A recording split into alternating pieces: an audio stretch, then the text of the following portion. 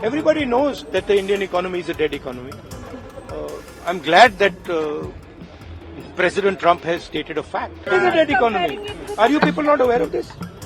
आपको ये मालूम नहीं है कि इंडियन इकोनॉमी डेड इकोनॉमी है? कोई कंफ्यूजन है आप में? पूरी दुनिया जानती है कि Indian economy is a dead economy. अब जरा रुकिए और सोचिए, क्या वाकई भारत की अर्थव्यवस्था डेड है? क्योंकि इसी डेड इकोनॉमी में राहुल गांधी की संपत्ति पिछले 10 सालों में 117% बढ़कर 9.4 करोड़ से 20.4 करोड़ रुपए हो गई। और कमाल तो यह है कि उनकी पार्टी सत्ता में भी नहीं है। 2014 में उनके पास शेयर थे सिर्फ 83 लाख के। 2024 आते आते वही बढ़कर बन गए 8.3 करोड़, यानी 10 गुना मुनाफा उस इकोनॉमी से जिसे वो मृत बता रहे हैं। और यही नहीं, उनके पोर्टफोलियो में दिखती है Asian paints, Bajaj finance, ITC, TCS, Infosys जैसी दिग्गज कंपनियां, और इन कंपनियों से उन्हें हुआ है जबरदस्त फायदा। अब सवाल यह है, जब कोई देश सच में आर्थिक रूप से डूब रहा होता है तो कोई वहां करोड़ों का रिस्क क्यों लेता है? क्या डेड इकोनॉमी में कोई 24 शेयरों में निवेश करता है? क्या म्यूचुअल फंड में करोड़ों लगाता है? आईएमएफ की रिपोर्ट कहती है भारत की अनुमानित जीडीपी ग्रोथ 2025 में 6.4% रहेगी।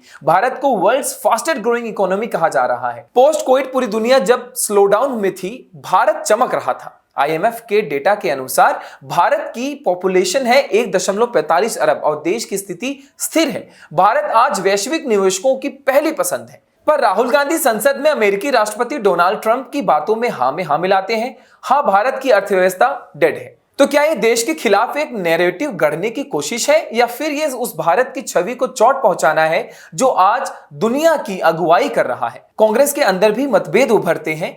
राजीव शुक्ला और शशि थरूर ट्रंप की बातों को झूठ और भ्रम बताते हैं। प्रियंका चतुर्वेदी इसे अहंकार और अज्ञानता कहती है। तो अब सवाल आपसे है, क्या डेड इकोनॉमी में कोई अमीर बन सकता है, या फिर राहुल गांधी का बयान सिर्फ एक राजनीतिक हथियार है? और अगर इकोनॉमी मरी हुई है तो फिर मुनाफा किसकी लाश पर हो रहा है?